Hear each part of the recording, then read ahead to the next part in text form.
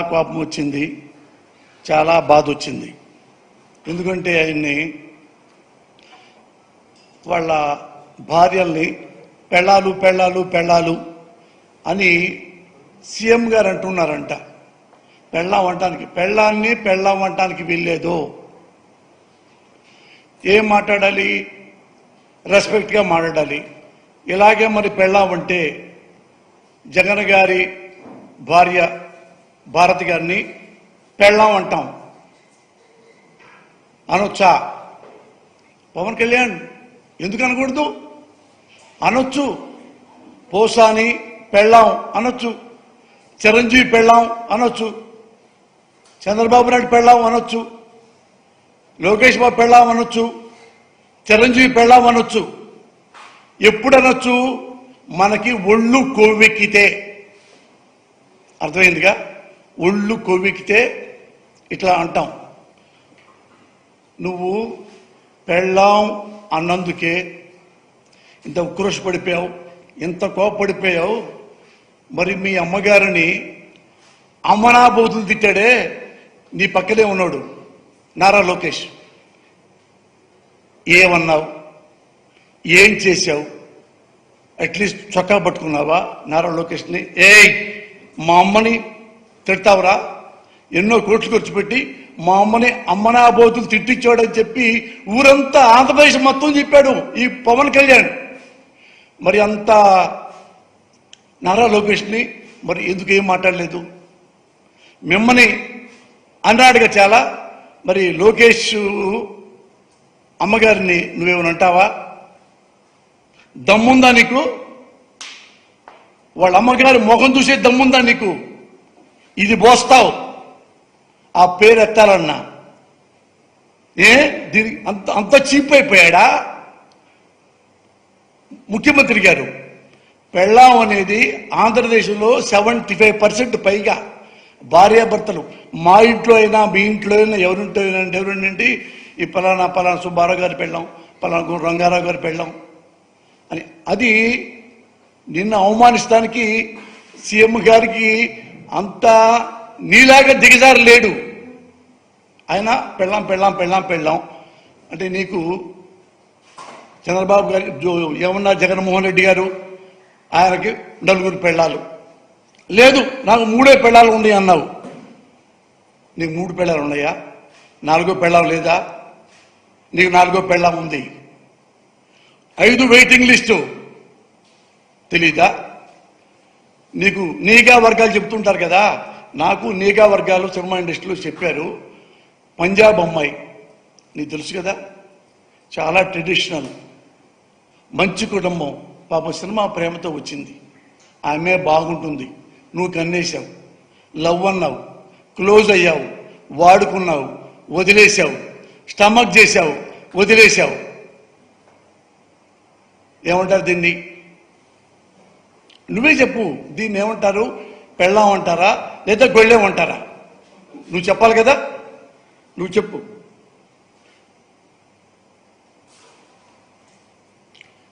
సరే, పెళ్ళాళ్ళకి వెళ్ళాలి జరుగుతున్నాయి, అది మా పర్సనల్ మ్యాటరు. పర్సనల్గా మా మ్యాటర్ మాట్లాడితే ఊరుకోమన్నారు. తప్పే, పర్సనల్గా మాట్లాడకూడదు. మరి నువ్వెందుకు అంత ఏడుపులు వేసావు? ఆంధ్రప్రదేశ్లో వాలంటీర్సు, ఆడపడుచులు వేలాది మంది ఉన్నారు. అందులో అన్ని కులాలు, అన్ని మతాలు ఉన్నారు.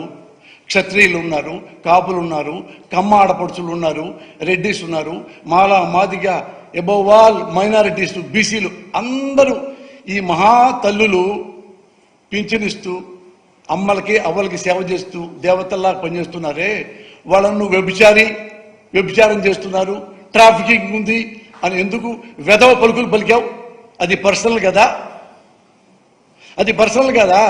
నిన్ను పెళ్ళామంటేనే ఈ లెవెల్లో సీఎం లెవెల్లోకి వెళ్ళావు డ్రామా ఆడి. మరి ఎంతమంది ఆడపడుచుల్ని ఆంధ్రప్రదేశ్లో ఎంత చీప్గా మాట్లాడావు. ఎంత చీపు? అది చీపా? పలానా పోసారి పెళ్ళామంటే చీపా? నీ మైండ్లో ఉంది. నీ మైండ్లో ఏంటంటే ఆడ ప్యాకేజీ పుచ్చుకున్నావు, ఎంత వీలైతే ఈ నెలలో అంత బాగా తిట్టేసాయి అని చంద్రబాబు గారి ఒక అర్జీ. అందుకే ఏమున్నా సరే ఎప్పుడు ఒంటికాల మీద వెళ్ళిపోతున్నావు. అయినా నువ్వెంత ధైర్యస్తుడో తెలుసా? మీ ప్రజలకు మీరు కూడా వినాలి. ఈ పవన్ కళ్యాణ్ ఎంత ధైర్యస్తుడు అంటే, వన్స్ ఆన్ టైం హైదరాబాద్లో ఉన్నాడు. హైదరాబాద్లో ఉండి ఒక మీటింగ్కి వెళ్ళి, అప్పుడు కేసీఆర్ గారు తెలంగాణలో, కేసీఆర్ గారి గురించి ఓ భయంకరంగా కామెంట్లు చేస్తా, జోవియల్గా చప్పట్లు కొట్టించుకుంటా ఫ్యాన్స్కి ఆయన విమర్శించాడు కేసీఆర్ గారిని, తెలంగాణ ఉద్యమ నేతని. ఇది కేసీఆర్ గారికి జారదీశారు. కేసీఆర్ గారు ఎవడరా వాడు? పవన్ కళ్యాణ్. అరే పవన్ కళ్యాణ్ యాస్టివ్గా కేసీఆర్ గారు అన్న మాటలు క్లిప్పులు ఉన్నాయి, మీరు చూసుకోండి. రే పవన్ కళ్యాణ్ నా కొడక, ఇట్లా ఇట్లా చిటికలైతే తునకలైపోతావు నా కొడక. ఇది మొత్తం పవన్ కళ్యాణ్ విన్నాడు. మిషన్ తిప్పి ఏమన్నా రెస్పాన్స్ ఇచ్చాడా? ఎగిరి దూకి పారిపోయి దాక్కొని ఏం చేయాలని చెప్పి ఎప్పుడు దండం పెట్టి కేసీఆర్ గారు అపాయింట్మెంట్ తీసుకున్నాడు. వెళ్ళాడు, కేసీఆర్ గారికి దండం పెట్టాడు, సారీ చెప్పాడు. తర్వాత బయటికి ప్రెస్ మీట్కి వచ్చాడు. ప్రెస్ మీట్కి ఏమన్నాడు తెలుసా? సార్ కేసీఆర్ గారు గొప్ప మేధావి, ఉద్యమకారుడు, ఇంత డెడికేషన్ ఉందని నాకు తెలియదండి, ఇంత డెడికేషన్ ఇందులో ఉందని, హౌ గ్రేట్ హీఈజ్ అని ఒక అరగంట పాటు కేసీఆర్ గారిని పొగిడి ఆ నుంచి పారిపోయి వచ్చాడు. ఇప్పుడు ఏడుకొచ్చాడు. ఏడుకొచ్చి ఆంధ్రప్రదేశ్ కాదు ఇది, ఇక్కడ ఏంటంటే అక్కడికంటే ఇక్కడ కాపు కులస్తులు ఎక్కువ ఉంటారు. నేను కూడా కాపునే కాబట్టి ఇక్కడ ఏమన్నా చెల్లిపోయిద్ది. ఇప్పుడు రావడంతో మనం తిట్టేద్దాం. అక్కడంటే కేసీఆర్ అంటే మనకు భయం, ఉద్యమకారుడు కాబట్టి. ఇక్కడ పొలిటీషియన్సే కదా, తిట్టేద్దాం అని నోటికి వచ్చినట్టుగా నారా చంద్రబాబు నాయుడు గారిని ఎలా తిట్టారో మీకు తెలుసు, పరిచయం చెప్పాల. నారా చంద్రబాబు నాయుడా, అతను ముఖ్యమంత్రి అవుతాడా అని అందరి ముందు, జనం ముందే అతను వాళ్ళ మామను వెన్నుపోటు పొడిచి ముఖ్యమంత్రి అయ్యాడు. అదే అతనట్టు ముఖ్యమంత్రి అవుతాడు? వెన్నుపోటుదారుడు అసలు సీఎం అవుతాడు అతను? అతనికి జనాలు ఓటేస్తారా? స్టాప్ చేసి కబ్జా చేశాడు. ఓ వాళ్ళ కొడుక, అయ్యో వాళ్ళ కొడుకు తెలీదా? లోకేష్ బాబు తిని పందిలాగా తినేసి, ఎంత తిన్నావంటే లోకేష్, నువ్వు తిని అవినీతి ఇంత సంపాదించి ఎటు చేస్తున్నావు? పైన మీ తాత ఎన్టీ రామారావు గారు క్షోభిస్తాయా ఆట, క్షోభిస్తుందయ్యా ఆయన ఆత్మ, తినకుండా ఆపమయ్యా అని అయ్యా గుడుకుల్ని అమ్మలక్కలు తిట్టేశాడు మీసాలు. మళ్ళీ అలాగే ఇప్పుడు కేసీఆర్ గారికి మన నారా చంద్రబాబు నాయుడు గారికి ఎంత తేడా ఉంటుందంటే, కేసీఆర్ గారు ఒక్క మాట కూడా పడనెప్పుడు అన్నాడా వాడు తెచ్చాడే. కానీ ఇక్కడ నారా చంద్రబాబు నాయుడు చెప్పారు, పవన్ కళ్యాణ్ అనే ఇతను వచ్చాడండి ఇక్కడికి ఆంధ్రప్రదేశ్కి, తెలంగాణ అయిపోయింది మ్యాటరు, ఇటు వచ్చేసి ఇద్దరు బాబు గారిని మిమ్మల్ని తిట్టాడు అనగానే అదేవల్ల ఒక్క నిమిషం ఆలోచించాడు. అతని జీవితంలో ఒక్క నిమిషం ఆలోచించాడు అంటే చంద్రబాబు నాయుడు, ఎదుటోడు టపా ఎదుటోడు మరో 5 నిమిషాల్లో ఆయన వచ్చి ఈయన కాళ్ళ దగ్గర పడ్డాడు. నారా చంద్రబాబు నాయుడికే కాళ్ళు, జీవు సార్ మీరు ఎట్లాంటి ఇక్కడ నేను పని చేస్తాను సార్, అడ్మైర్ సార్, నాకు మీరు అన్నీ మీరు తెలియకుండా నడిచే గ్రంథాలయం సార్ అని ఈయన పొగిడాడు, లోకేష్ను పొగిడాడు. అంతకుముందు లోకేష్ అవినీతి పరుడు, ఇవన్నీ పోయి ఇప్పుడు ఇతను ఒకప్పుడు తన నాయకుడు అనుకున్నాడు.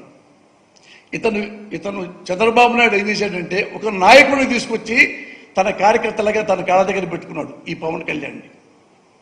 ఇతను చూడండి కార్యకర్తే, ఈయన మాట్లాడేది ఆయనలో లీడర్ క్వాలిటీస్ లేకుండా చేశాడు, రెక్కలు ఎర్రగొట్టాడు మన నారా చంద్రబాబు నాయుడు గారు. అందుకని కార్యకర్తలాగా అందరూ తిడుతుంటాడు పవన్ కళ్యాణ్. సేమ్ అందరూ కూడా ఒక కార్యకర్తను తిట్టినట్టుగా ఇతను తిడతా ఉంటారు. అలా కార్యకర్తలాగా దగ్గర పెట్టుకొని, సార్ ఏం కావాలి సార్ నా గురించి? కాపు ఓట్లండి మనకు కావాలి, నువ్వేం చేస్తావు నాకు తెలియదు. అదే సార్ మా కాపుల్ని పడేటంతసేపు సార్ ఇంత ప్యాకేజీ మాట్లాడుకున్నాడు. ముందు రౌండ్లోనేమో మనమంతా కాపులం ఇదిగా ఉండాలి, నన్ను ఓట్లన్నీ వేస్తే నేను సీఎం కూడా అవుతాను. పాపం వాళ్ళు అమాయకులు, కాపు యూత్ కుర్రోళ్ళందరూ విజిల్స్ చప్పట్లు, విజిల్స్ చప్పట్లు, విజిల్స్ చప్పట్లు.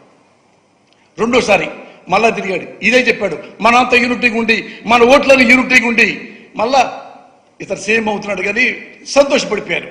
మళ్ళీ థర్డ్ టైం వచ్చి మనమంతా ఒకటైపోయి మన ఓట్లన్నీ గుత్తంగా మన జన కాదు నారా చంద్రబాబు నాయుడుకి వేయాలి మనం.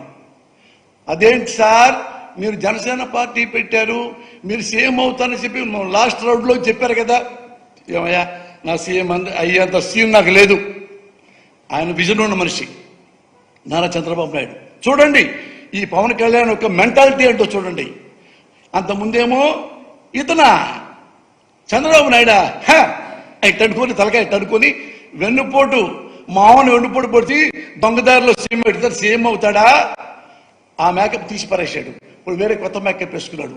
ఇప్పుడు విజన్ ఉంది, 40 వరకు విజన్ ఉన్న గొప్ప మనిషి.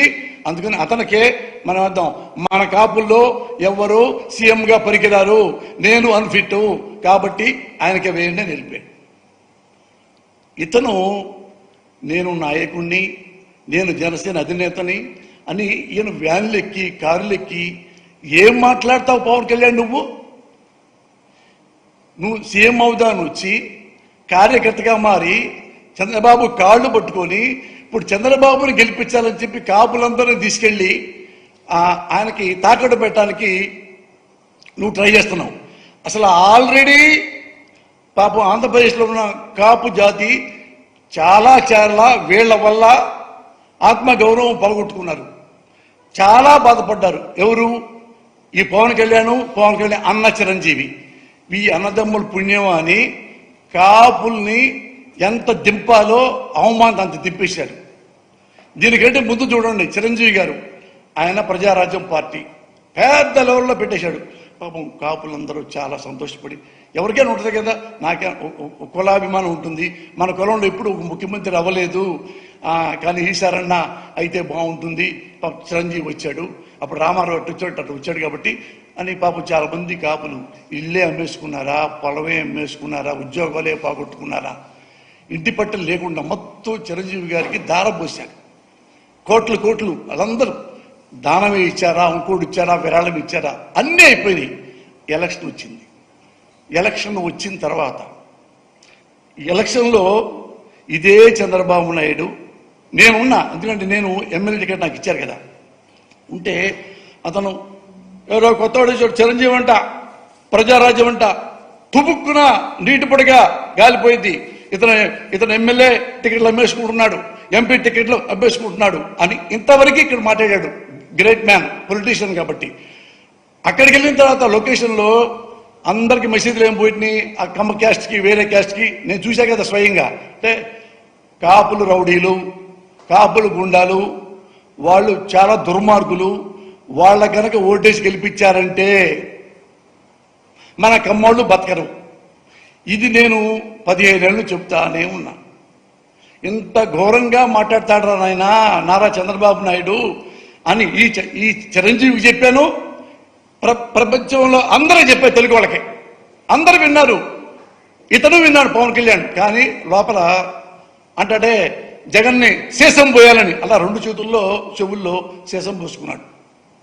ఏమన్నా ఉన్నాయండి, అతను చంద్రబాబు కూడా ఏమంటాకి లేదు, అట్లా ఓడించాడు. ఇవి చిరంజీవి గారికి కూడా తెలుసు, నేను కూడా చెప్పాను. ఇంత ఘోరంగా కాస్ట్ ఫీలింగ్ తెచ్చి ఇది చేస్తున్నాడు అన్నా అంటే ఏం మాట్లాడాలి. చిరంజీవి గారు ఓడిపోయారు. మళ్ళా అక్కడికి వెళ్ళిన తర్వాత ఓడిపోయిన తర్వాత 18 ఎమ్మెల్యే గెలిచారు. కాపులు ఏమనుకున్నారు, బాధపడి పనిలే బాధ నా ముందే ఉన్నారు పక్కన కాపు సోదరులు, వాళ్ళు ఎదురు మాట్లాడుతుంటే కమ్మాళ్ళు కమ్మాళ్ళ బతకదీని మీ కాపులు రౌడీలు అంట కదా అంటాం. పురుషోత్తం పట్టణంలో ఉన్న యూత్ కుర్రళ్ళు నా ముఖం చూసి ఏమనలేక ఆడాళ్ళు ఏమనకుండా పక్కెళ్ళిపోయారు. ఆయన 18 ఎమ్మెల్యేలు వచ్చినాయి. చిరంజీవి గారు 18 ఎమ్మెల్యేలు వస్తే ఏమనుకున్నారు బాబు, కానీ 18 ఎమ్మెల్యేలు కదా. చిరంజీవి గారు అసెంబ్లీకి వెళ్ళి సమస్యలు బాగా ఇచ్చేస్తాడు, ఏమైనా ప్రాబ్లం ఉన్నా ఆంధ్రప్రదేశ్లో వెలుగెత్తి చూపిస్తాడు స్పీకర్ గారికి, అసెంబ్లీకి అనుకున్నారు అందరూ.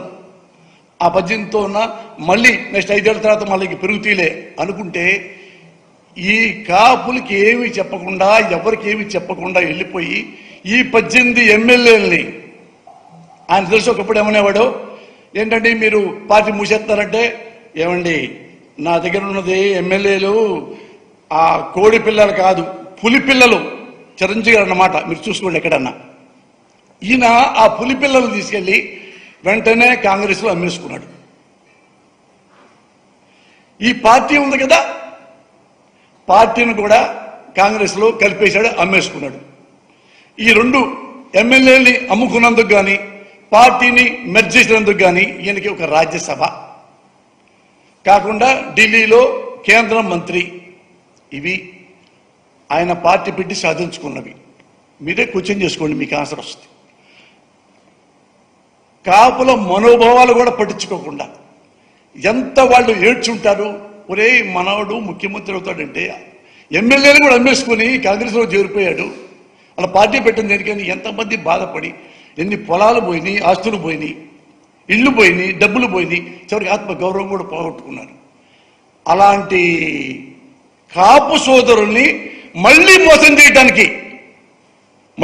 చేయడానికి ఇదిగో ఈ పవన్ కళ్యాణ్ వచ్చాడు నువ్వు మీ అన్న గెలిపేసి మళ్ళా పాదయాత్ర చేసి మళ్ళా పార్టీ నిలబెట్టుకోలేరా మీకు చిరంజీవికి పవన్ కళ్యాణ్కి ది గ్రేట్ జగన్మోహన్ రెడ్డికి ఉన్న తేడా ఏంటో తెలుసా ఇదే Jaganmohan Reddy one man army అన్ని తిరిగాడు ఎలక్షన్ వచ్చినాయి అతన్ని రకరకాల తిట్టి చివరికి అన్ని అబద్ధాలు చెప్పి 600 హామీలు ఇస్తామని చంద్రబాబు చెప్పి 1.5%తోనూ గెలిచాడు గెలవంగానే ఈ జగన్మోహన్ రెడ్డి గారు ఈ పార్టీకి మనకు వేస్తూ కొత్తగా పెట్టాము ఆయన ఇటు చంద్రబాబు ఉన్నాడు కదా అని అనుకున్నాడా ఈ పార్టీని నేను మన కాంగ్రెస్లో కలిపేసి అమ్మేసుకున్నాడా ఢిల్లీలో రాజ్యసభ తీసుకున్నాడా లేదు